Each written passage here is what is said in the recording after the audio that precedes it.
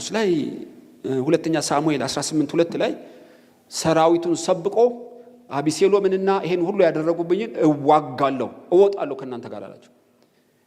ደም ወደ ማፋሰስ ምሽግ መቆፈርና ጠበንጃና ሽጉጡን ማስተካከል ጀመረ። ስለምን ይሄ ሁሉ ሆነብኝ ብሎ አልጠየቀም። እና ይጸልያል፣ በርግጥ ያነባል፣ ይሰብካል፣ ያስተዳድራል እኮ የአምላክን ፊት ለመፈለግ እና በአመት አንዴም ሁለቴም ሊሆን የሚገባው ነገር ነው። እና በብርቱ ጽሞና አንኳኩ እንጂ ኳ አድርጎ አልተባለም። ታውቃላችሁ፣ የነገሩን ምስጢር እስኪያውቅ ማንኳኳት አልቻለም። በኋላ እግዚአብሔር ህዝቡን ተውሶ በዳዊት ፊት ቆመበት። እንዲያውም ሁለተኛ ሳሙኤል 18:2 ላይ ኖ ከኛ ጋር ለጦርነት አትወጣም ማለት። እወጣለሁ አትወጣም። ለምንድን ነው የማልወጣው? ከኛ ከ10 ሺህ ስለምትበልጥ እዚሁ በከተማ ሆነ በጸሎት እርዳን አሉት። ጠባቂ አኖሩለት፣ ለአገልግሎትና ለውጊያ እንዳይወጣ ቆለፉበት። ለመጀመሪያ ጊዜ ዳዊት ለብቻው በትንሽ ቤተ መንግስት ውስጥ ተቆለፈበት። ያውም እውነተኛው ቤተ መንግስት አይደለም፣ በአንድ ከተማ ዳርቻ አያቸው ያደፈጡ እንዳይመቱት በስውር በጠባቂ በአንድ ቤት ተዘጋበት።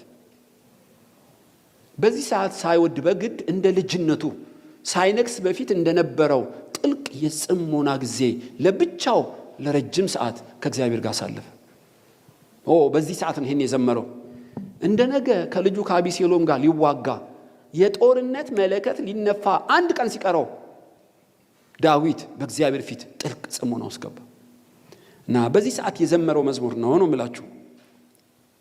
እና ቁጣውን መግራት አቅቶቷል። እንደነ ቃኤል እኔ የወንድሜ ጠባቂ ነኝን? ፊቱ ሲጠቁር ለምን ብሎ አይጠይቅም? ወንድሙን ለመግደል ጋንንት ሲያደባበት ለምን አላለም? ጥቂት እኮ ለምን ብሎ ቢጠይቅ በጽሞና ቢማከር በእውነት እግዚአብሔር ያናግረው ነበር። እና አንዳንዴ በህይወታችን እንደዚህ ይሆናል። እና ሳራ ቤት ምስቅልቅል ሆኗል። እና አጋር ስታረግዝ በእኔና በአንተ መሃል እግዚአብሔር ይፍረድ ነደደ ቤቱ። ሳራ እስከ ዛሬ እንዲህ አልነበረችም። አብርሃም እንዲህ አልነበረም።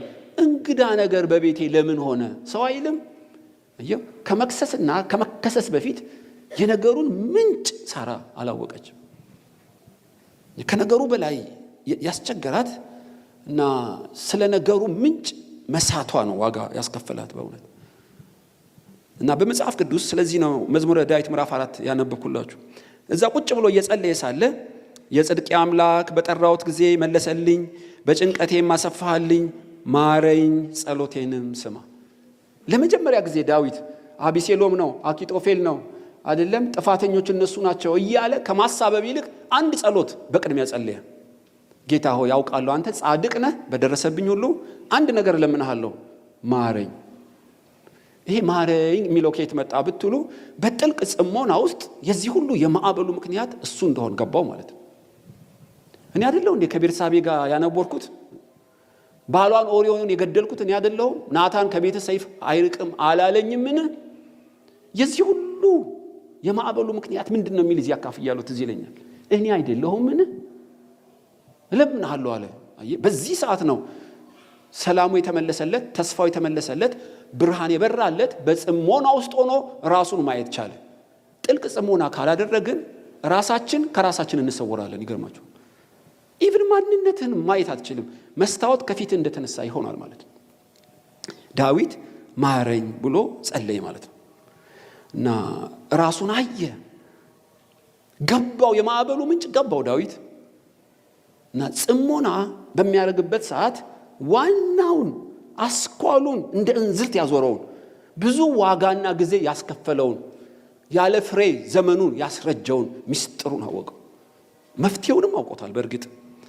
እና በዚህ ጸሎት ውስጥ እያለ ነው እንግዲህ ቁጥር 2 እና 3 የደገመው። እናንተ የሰው ልጆች እስከ መቼ ድረስ ልባችሁን ታከብዳላችሁ? ከንቱ ነገር ለምን ትወዳላችሁ? ሐሰትን ለምን ትሻላችሁ? እግዚአብሔር በጻድቁ እንደተገለጠ እወቁ።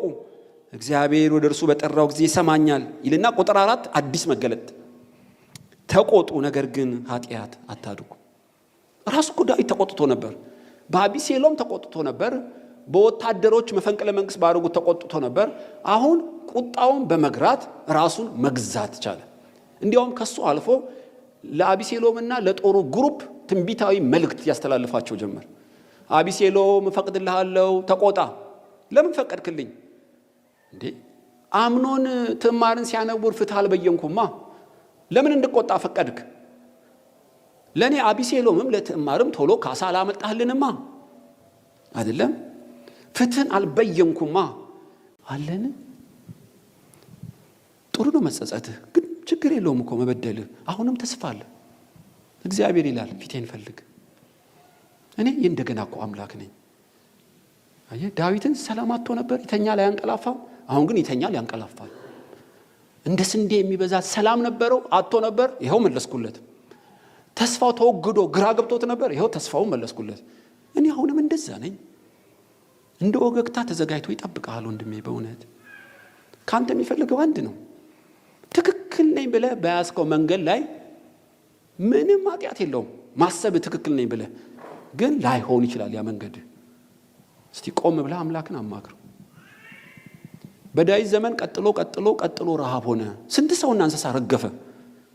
ከዛ ሱባኤ ገባ። እግዚአብሔር ሆይ የረሃቡ ምክንያት ምንድን ነው? ከ3 ዓመት በኋላ የገባውን ሰዎች ኃጢአት ነው አለው እግዚአብሔር።